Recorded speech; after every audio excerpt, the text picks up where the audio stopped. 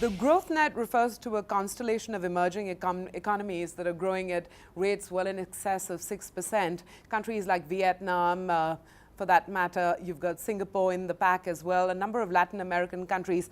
India is not really in that pack because India is not growing that fast and it's not a new emerging country anymore. What will it take to push India back to the growth path that it's been known for in recent years? I'm going to pose that question to Shashi Tharoor, Minister for Human Resource Development. Thanks very much for your time. That's an issue you've just contemplated on. What will it take to push India back to the high growth path? Look, I think we're on the right path, as our finance minister in the new budget has made clear. His intentions are clear. His intentions are clear. Well, that's all we can talk about right now. We've certainly taken a bit of a beating to come down to 5%. That's still a lot better than many other economies in the world. Many major economies have even suffered quarters of negative growth in the last few years. So if you look at the global recession, we have weathered it reasonably well. Having said that, I don't want it to be complacent. Far from it. There are things we need to do better and need to get right. And very clearly, the sort of economic corrections we need to make, for example, to get on top of our current account deficit, to make sure that our financial numbers are encouraging, there is no risk anymore of people talking about downgrading us in the marketplace.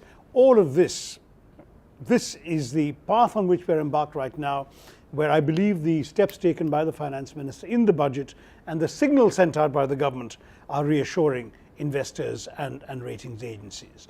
Once we do that, there are lots of other things we have to do. At the risk of sounding very banal or simple, I would say that we as a government need to get both the hardware and the software of development right. We need to do a lot of the infrastructural work, roads, ports, airports, railways, power stations, and we need to get the human capacity building right. We need to improve our education and training, I want to stop you right sanitation, healthcare. So it's that mixture of challenges where we believe we are embarked on the right course of action.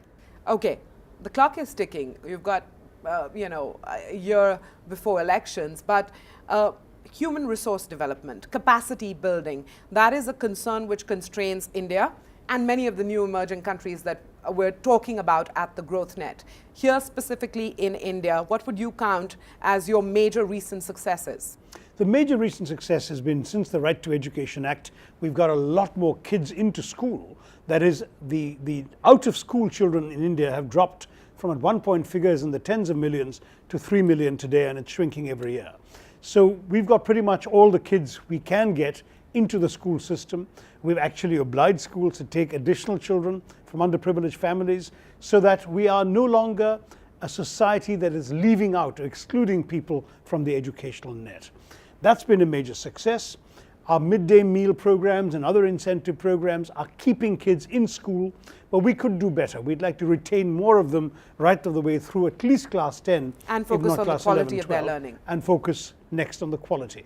You see, there are 4 magic keys to what we're trying to do. Expansion, which we needed to because we started off with just 17% literacy when we became independent. We've now taken it up to 74%. We have to keep climbing. Equity, because there were too many elements in our society that have been left out of the purview of education because of caste or creed or gender, religion, region, bringing everyone into the system. In the process, we haven't focused enough on the third E, which is excellence.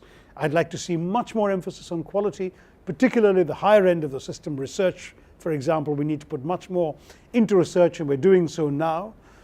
And the fourth E is that of employability, which is at all levels. It's also at the high end. We want to produce engineering graduates who are ready to start work the next day, but we also need to do employability training for people who don't make it through the full school system. High school dropouts, people who don't want to go to college, give them vocational training in an effective way so that we shouldn't have a country our size with a nationwide shortage of masons or plumbers. In the immediate future, is employability top of your to-do list? Yeah, absolutely, because it's one of the things we haven't done enough of in recent years. You see, we've done, I think, a very good job on the expansion front. The number of institutions mushrooming. We've gone from 30 universities to 670 in our country today. I can't even tell you how many more schools, but several 100%. And more. Yet it all boils down to quality and producing people whom employers will be happy to take on. That's essential, and that's where we are heading for right now. Well, thank you very much for your time. Thanks, man.